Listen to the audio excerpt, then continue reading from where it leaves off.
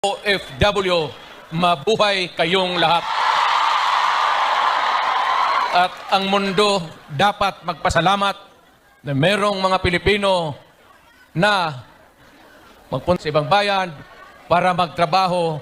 To take about 7 to 10 years bago mawala itong sitwasyon natin na ganito. But in the meantime, that we are not really ready economically to provide opportunities na trabaho para sa lahat, then I said, napipilitan tayo dito maghanap ng trabaho para sa ating mga pamilya.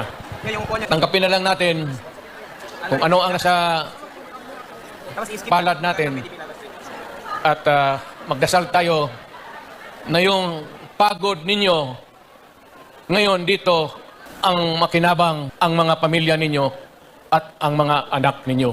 Mabuhay kayong OFW.